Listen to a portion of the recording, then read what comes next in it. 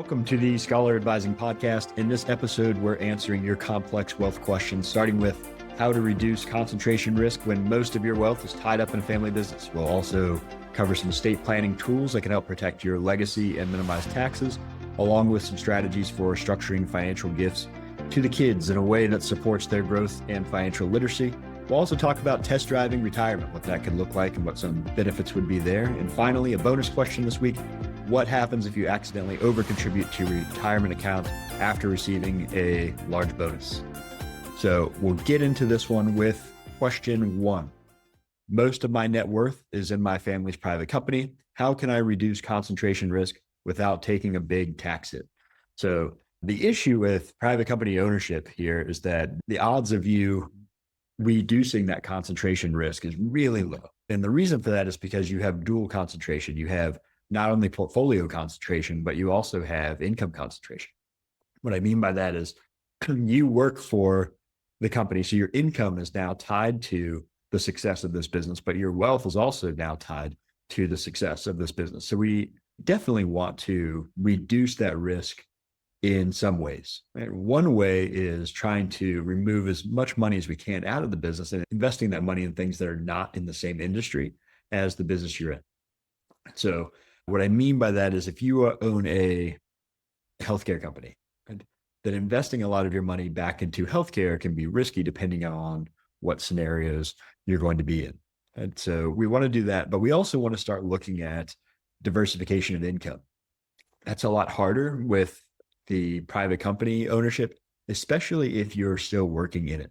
Now, if you're no longer working in the company, that's not an issue and you're already reduced some of that risk. So when we start looking at income diversification, we're looking at the types of investments that you're in. Some people will move into real estate. Others start to look into cash flow producing assets as well in their portfolio, with the expectation that if you saw a drop in income from the business distributions, then you still have income from other sources as well. So that's the overarching theme of how we're going to reduce. Now, to get into the weeds a little bit of how we could do that, what it comes down to is how much control you want of the business. If this is a business that you are wanting to keep for a long time, then we want to treat the divestiture and diversification a little different than we would if you're trying to get out. So there's options such as employee stock ownership plans. You could do partial sales. So this is a traditional model of selling to other members of the firm and allowing employees to buy in, essentially having the next generation start to take over the business. And as their ownership grows, your ownership in the business starts to decrease. So that's always one option. The thing we got to be careful about, though, is if this is a scenario where you are looking for this family business to continue to be a family business for future generations, then that does make it difficult for you to have a large cash flow out of the business because the next generation is coming up. Now, you could have them buy in as well, but there's some huge benefits from an estate perspective of being able to gift those shares without compensation for those shares. We'll actually talk a little bit about that a little bit later with family limited partnerships. Now, if it is a public company, and I know in this scenario, we're looking at a private company. If it is a public company, there are also scenarios that make it a lot easier for you to hedge that risk, because you can get into certain options. You look at a collar, which is a combination of buying downside protection by selling upside opportunity. So it's a combination of selling a call option and buying a put option to basically lock in a floor and a ceiling around the stock price that you're dealing with. So that way the stock moves within a small range and you're not worried about the stock price dropping significantly and destroying your net worth. You're also not going to have huge increases in the stock price that would significantly change where you're at. So there's a lot of options there on the public side, but on private companies, it is a difficult game. It's a game that a lot of people in the United States, especially, are playing right now with this mass generational wealth transfer. And a lot of that wealth is tied up in private businesses that have been started just 1 or 2 generations ago. And now a significant amount of wealth is tied up in those company shares. So trying to think about this holistically of what is my exposure from a risk perspective and how do I start removing some of that exposure? Maybe that's divesting some of the shares. Maybe that's investing in other things that are not like the business. And other times it's a matter of divesting your time, right? Of saying, I still know I'm going to own this private company. It's going to be a big part of my worth. But are there ways where I can start removing myself from the business so that way the business can continue and maybe remove some of the risk, what's that key man risk or key person risk of having a scenario where one or two people, generally the family, are so closely tied to the success of that business that you removing yourself from it collapses the value of net worth.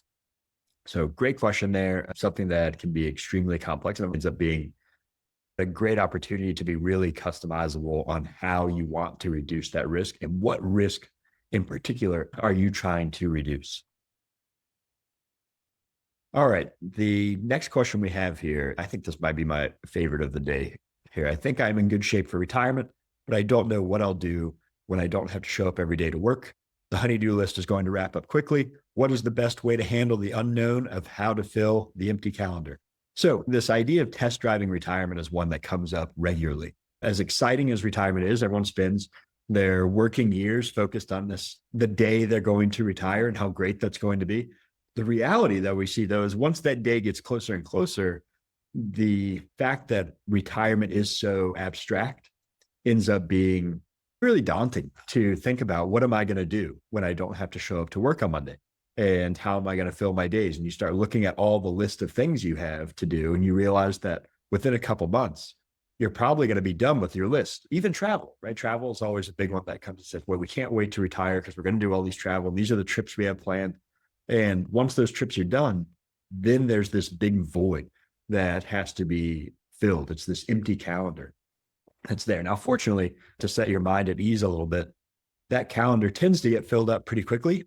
And many times we hear from our clients that they're busier in retirement than they were before retirement. The difference, though, is that they're in complete control over what they're doing with that time. So test driving retirement is a good option for that. And what I mean by test driving retirement is instead of having this hard cutoff where you retire on Friday and on Monday morning, you don't know what to do type of scenario, it's start to stack your schedule a little bit with retirement activities before retirement and start to cut back on the work activities. So situations where you can cut back hours, start stopping and volunteering for extra work, whether it's overtime scenarios, extra contracts. Don't take that additional contract that you know it's going to be a lot of work for the next couple months or the next year or two, and maybe pull yourself off of those scenarios and start focusing more on lifestyle decisions of being able to travel more, being able to volunteer a little bit. Go test out different volunteering organizations that you may like to get involved with and do that every month, right? And rotate around until you find something that you're really going to enjoy. Fortunately, volunteering is a great option for the retirement lifestyle because the skills that you've amassed during your working years are in high demand for volunteer organizations. So they need people who have structure. They need people who have experience running organizations and being in organizations. And you become the perfect candidate for a volunteer organization because they don't have to pay you and you have all of these skills. So it's a great scenario for them. It ends up being a great scenario for you as well, because you can start to link up what are your goal opportunities, what are your skills, and what are the things you want to do, and combine those together from a volunteering perspective. So I think that's always a great one to start test driving that early and start cutting back on hours. Now, another one that comes up is travel. I see a lot of times that people will go through and they delay travel until retirement. They say, well, our goal is once we retire, we're going to do all this great travel. And they're maybe 3 years or 4 years away from retirement. And that's fantastic. I still plan for a lot of travel goals in retirement, in those early years of retirement. But the only downside of that, though, is why delay, right? In the sense that the contributions you're making to a retirement account in the last year or two away from retirement are not really moving the needle at all when it comes to whether you can retire or the success rates and probabilities of success of retirement. As an example there, if you're 1 year away from retirement and you plan to save $50,000 this year, in your retirement accounts.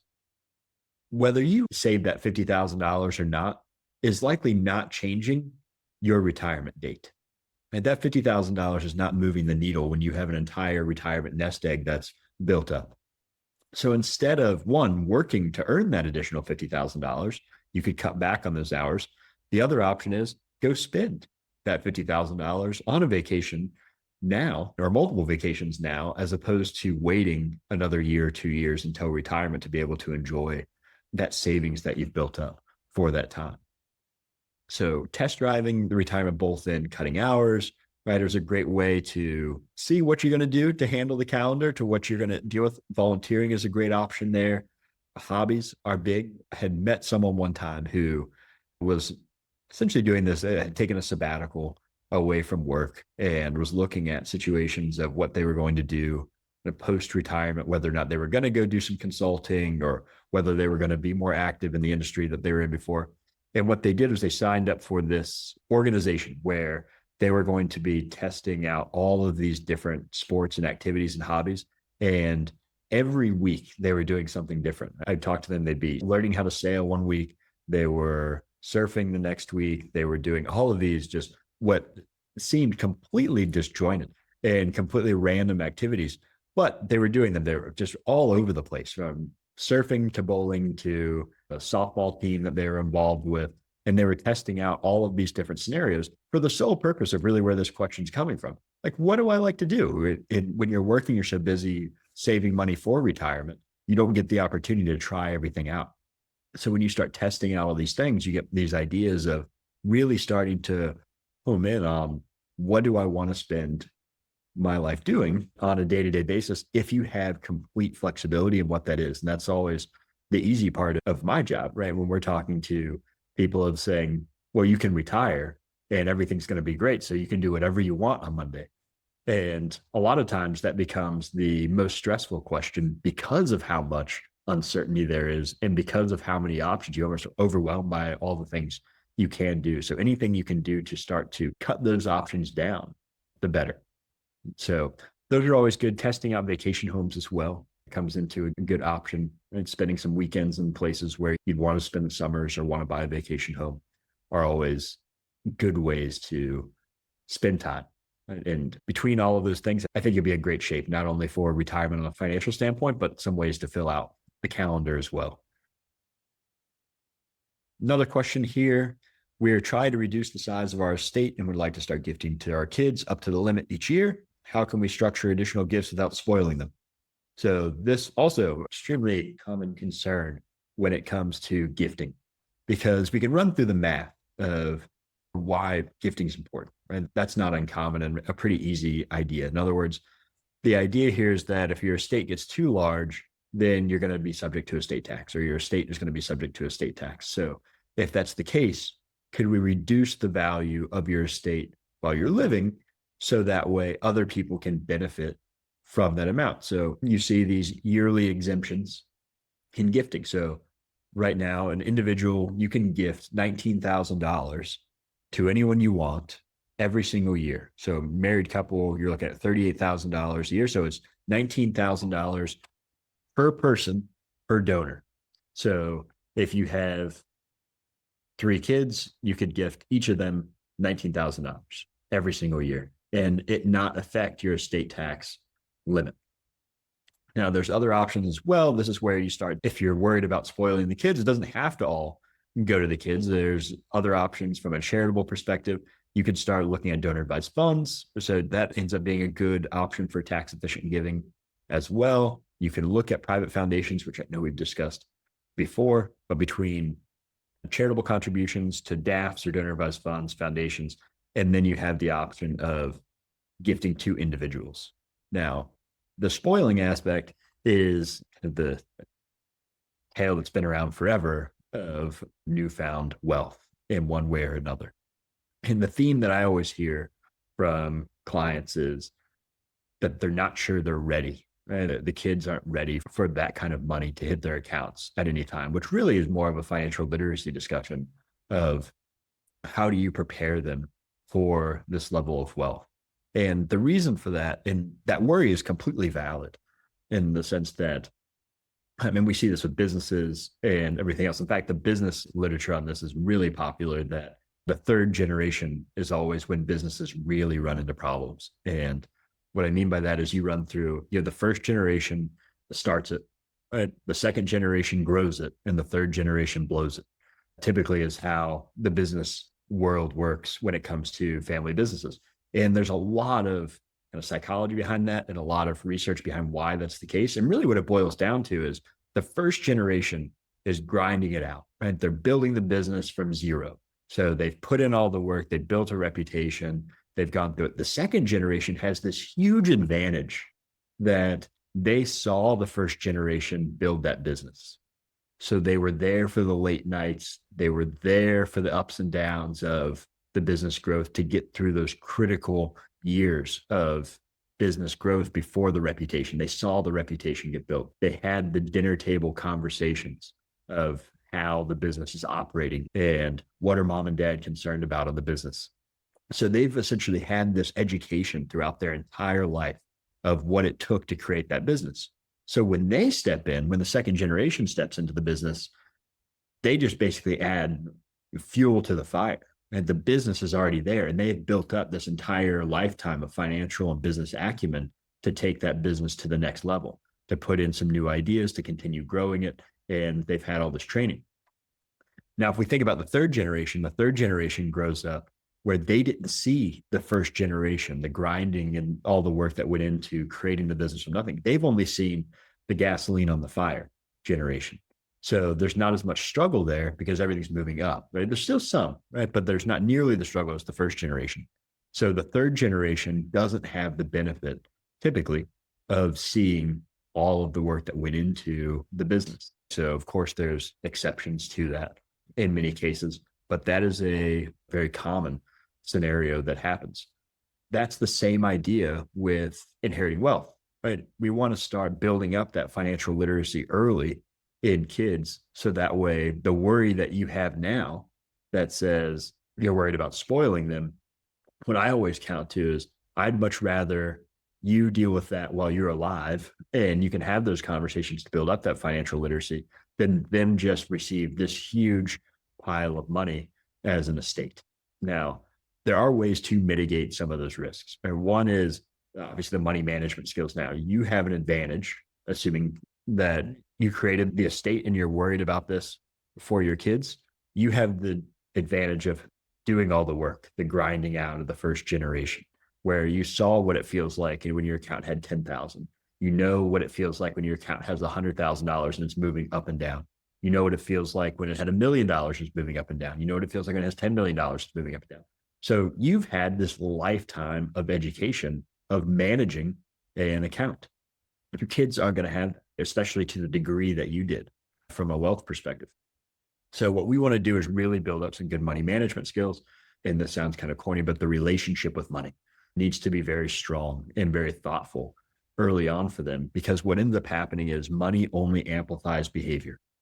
So if someone has really good financial habits and you're gifting to them, they're going to do fantastic.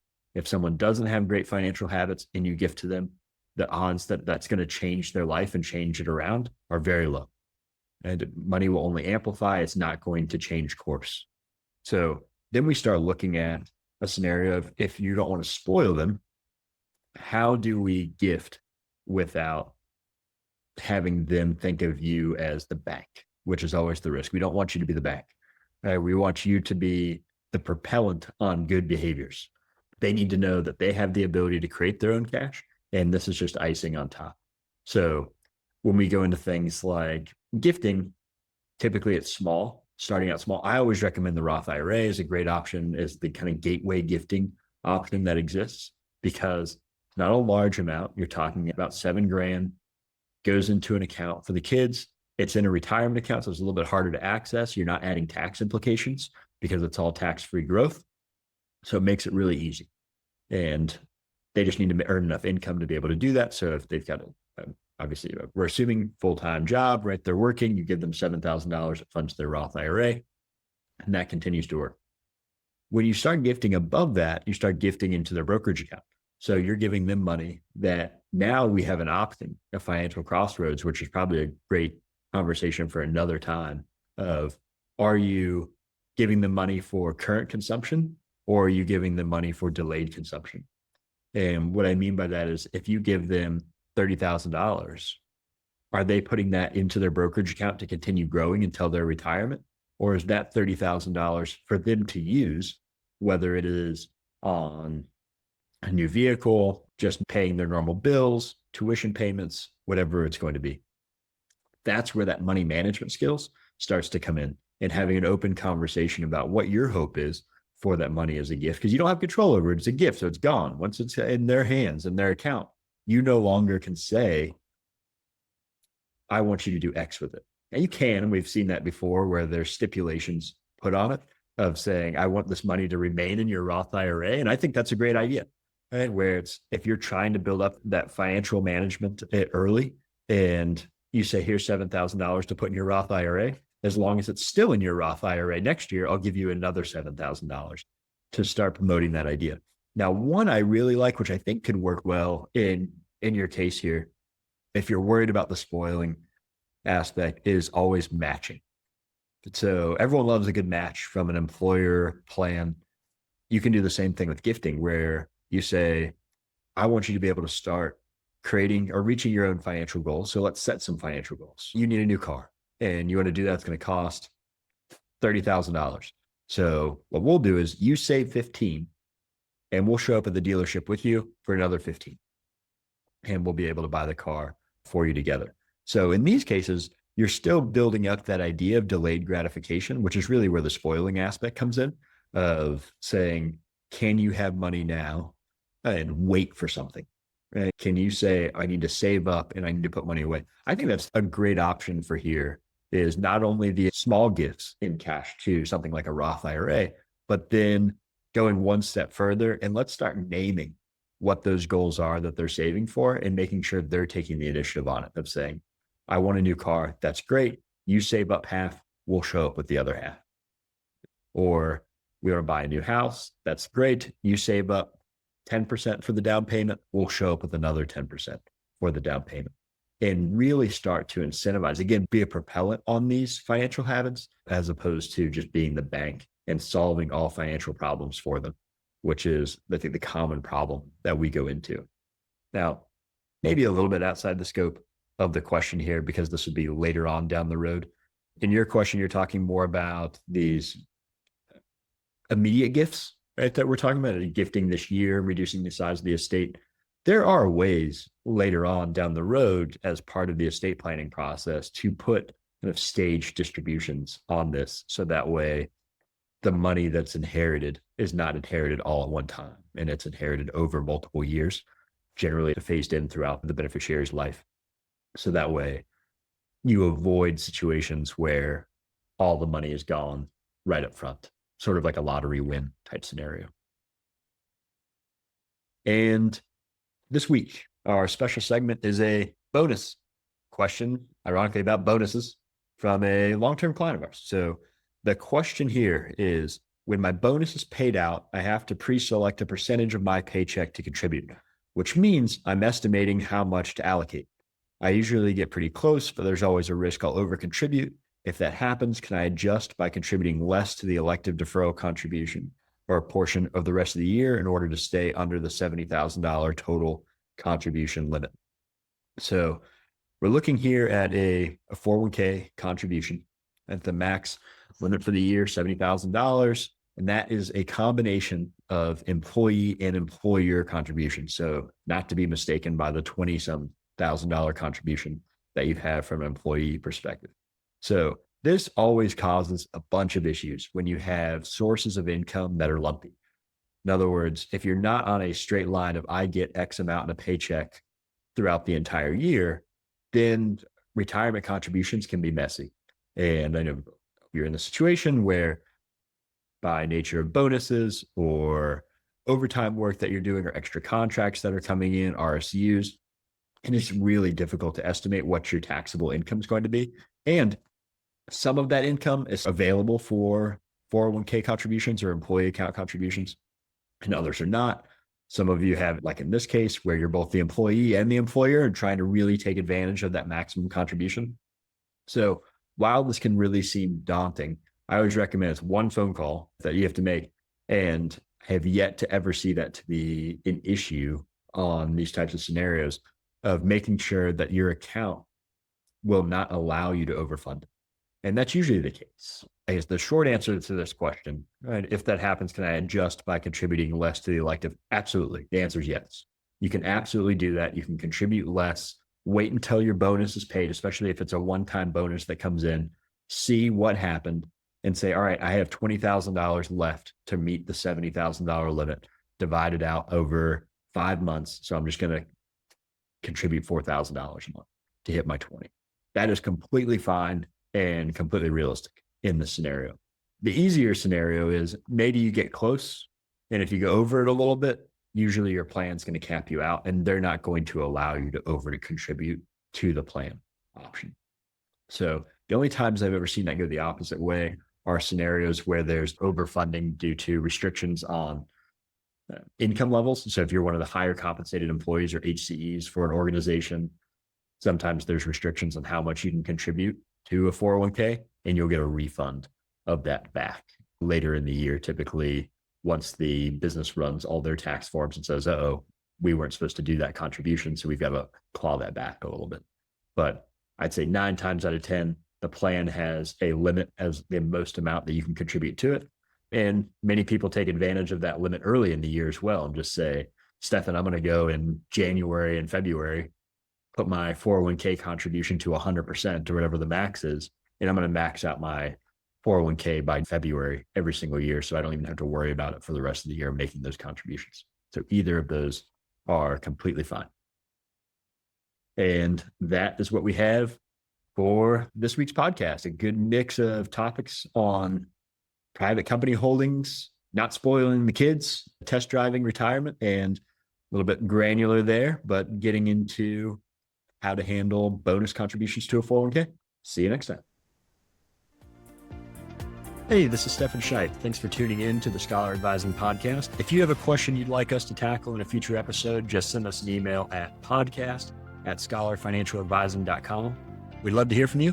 Until next time.